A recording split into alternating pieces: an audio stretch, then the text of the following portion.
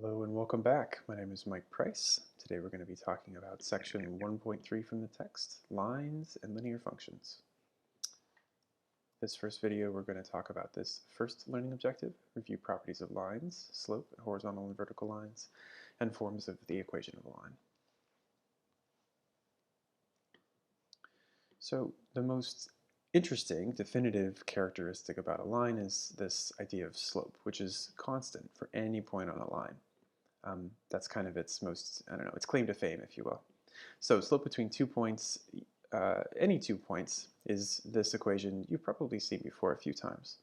So it doesn't really matter in what order we take these to begin with, as long as A, we're subtracting y values on top. So always the second coordinate, the height of these points. And then on bottom, we're always subtracting the horizontal component, the x values. And then B, the second thing that we have to keep track of is that whatever order we pick, we do them in the same on top and bottom. So if you notice, x2 and y2 come from the same point, and x1 and y1 come from the same point. So as long as they're sort of aligned this way, where we do the subtraction in the same order on top as we do on bottom, we're going to get the same correct slope. So a line is a special graph for which the slope is always the same. It's constant. So no matter which 2 points you pick, x1, y1, and x2, y2, you'll always get the exact same slope on a line. And it turns out that we get an equation that models this, which looks something like this. You've probably seen y equals mx plus b a million times in your experience.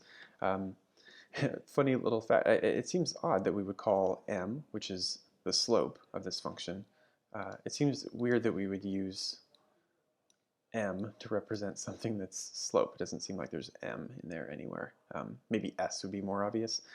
So it turns out there's no great agreement about why this is the case, but one possible explanation is something like, it turns out that English-speaking mathematicians aren't the sole contributors to math. I mean, right, go figure.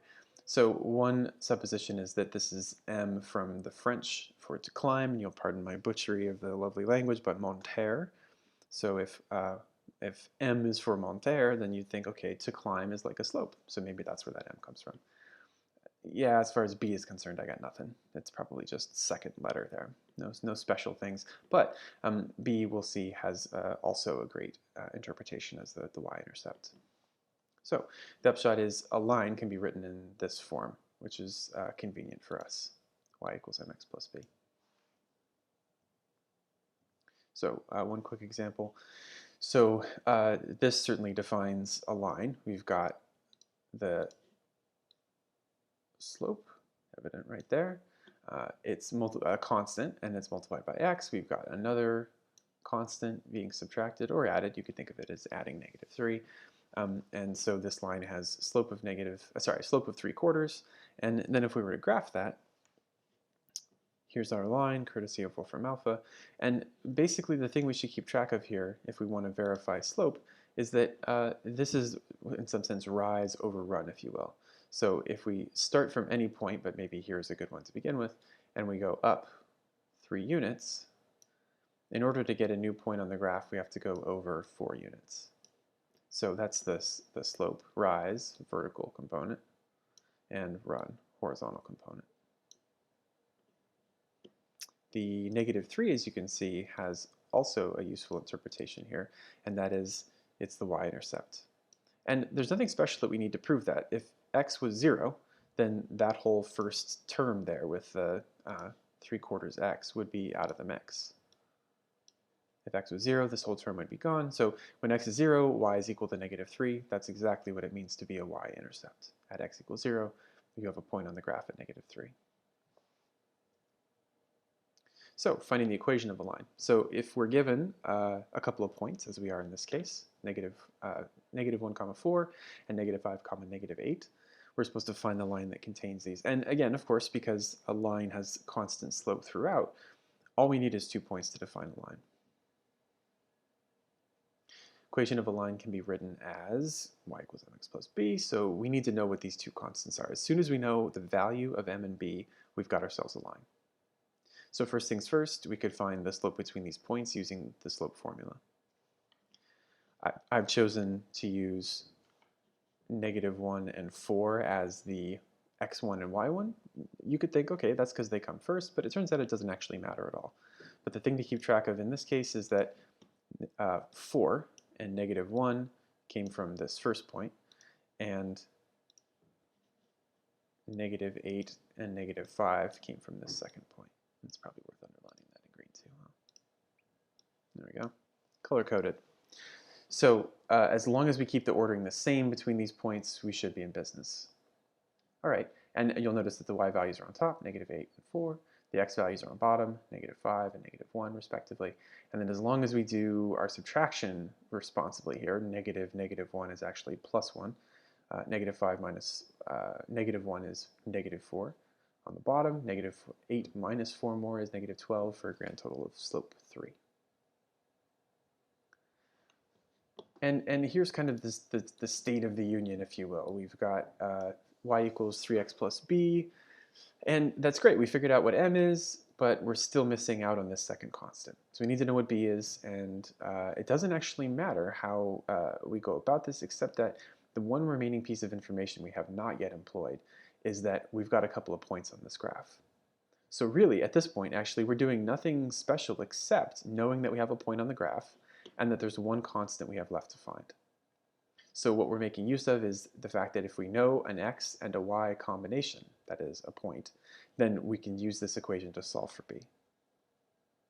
And that's exactly what we're going to do. So I think it's worth pointing out or mentioning again that we did not need to use -1, 4. We could have used this other one, -5, -8, right here.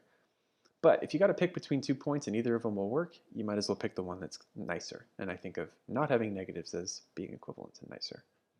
So I use -1, 4. That means that the x value gets plugged in right about here. The y value goes in where y is. And you'll notice this is the nice equation with b is the only thing that we don't know. We add 3 to both sides and blam, we got b equals 7. So great, there's the equation of our line. I want to step out for a moment just to talk about horizontal and vertical. So these are two special cases for lines.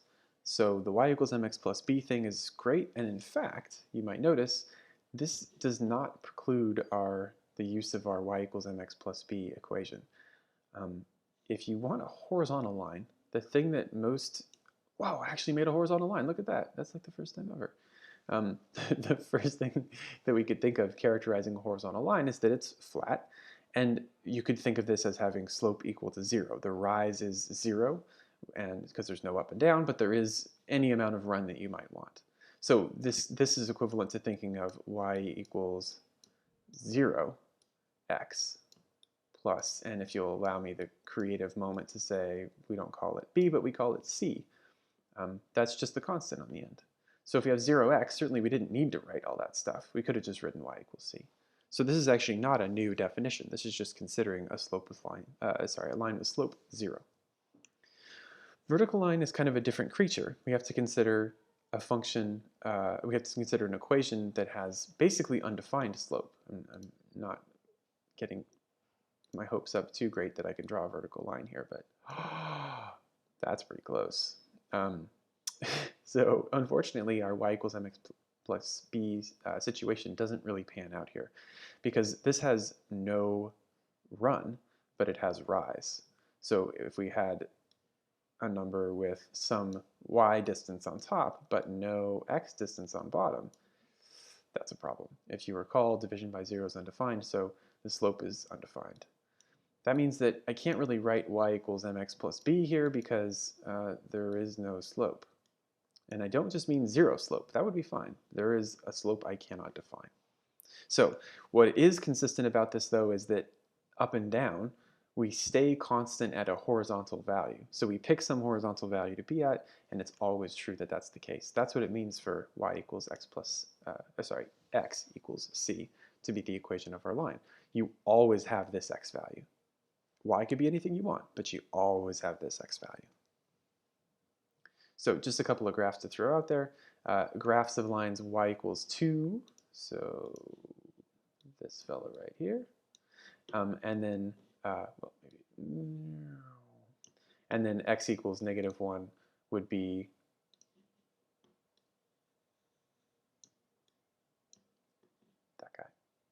So again, what's consistent about y equals 2 is that it is at a constant height of 2. What's consistent about x equals -1 is that it is a constant horizontal component of -1. It never varies to the left or to the right at all, but you can go up and down as much as you want. Great, that's it for Learning Objective 1 and 1.3. I'll see you again for the next video.